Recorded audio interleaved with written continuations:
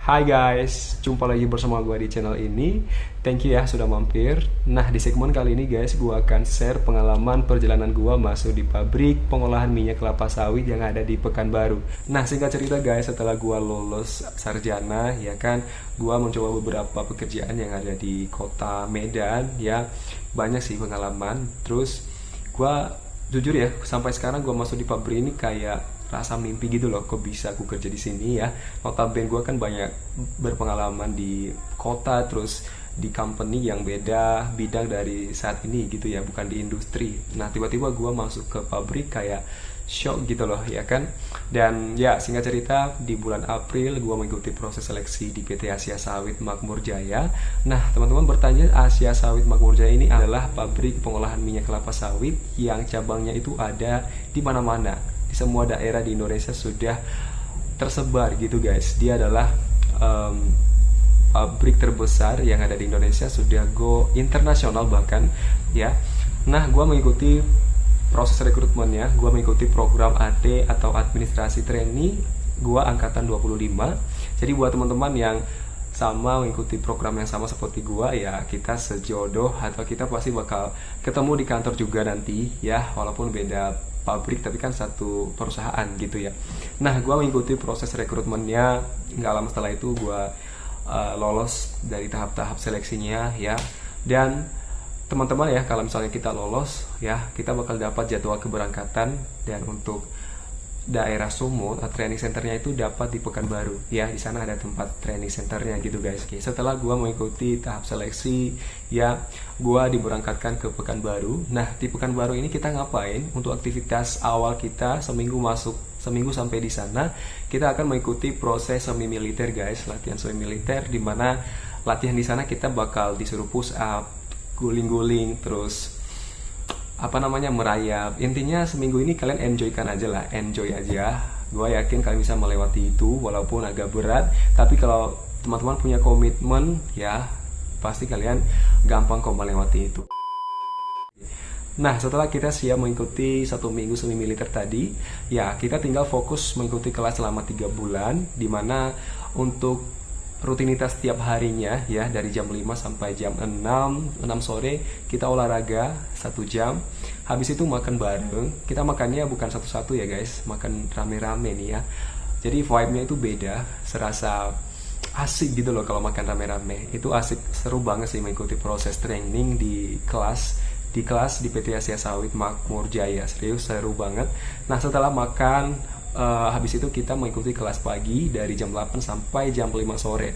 Nah, apa sih yang kita bahas dalam kelas itu? Ya, yang kita bahas, kita berdiskusi ya, kita saling tanya jawab gitu ya. Terus kita dibekali sama trainernya mengenai dasar-dasar bekerja di pabrik, ilmu-ilmu kerja di pabrik ya. Terus bagaimana prospek kerja kita ke depannya seperti apa ya, sama kayak training pada umumnya sih guys. Di training in class ini kita bakal dibentuk seperti itu, mental kita dibentuk, kedisiplinan kita dibentuk. Intinya ya fun dan menantang sih menurut gua.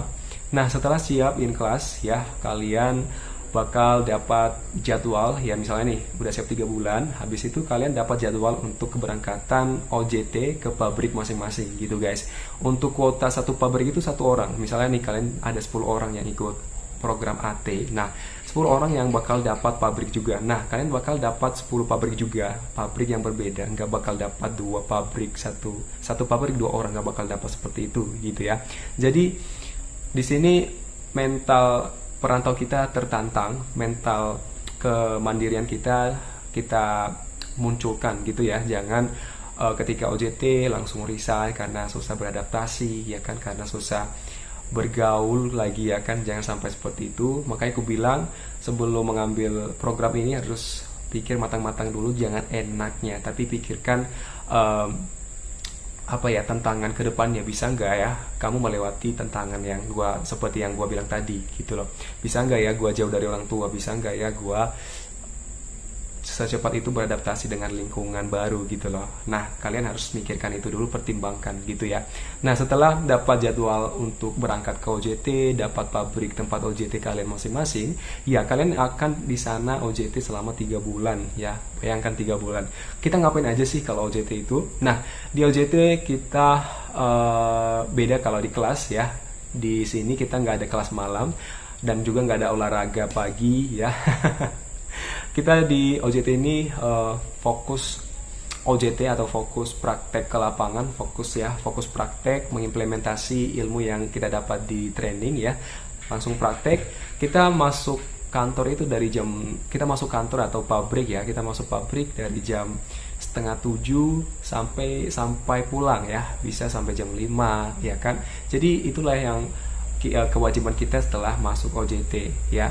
OJT ini kita langsung praktik ke lapangannya gitu loh guys. Tantangan menurut gua di OJT ini ya tantangannya kayak gimana ya, beda jauh dari in class ya, 90% beda jauh banget ya.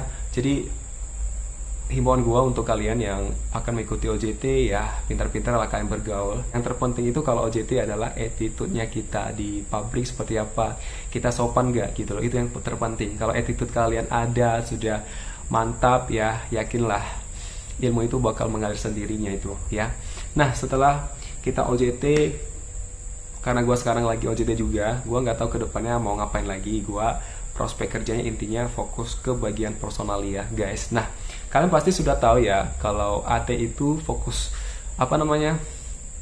prospeknya kan ada 5 posisi nih guys kalau kalian mengambil program AT ya.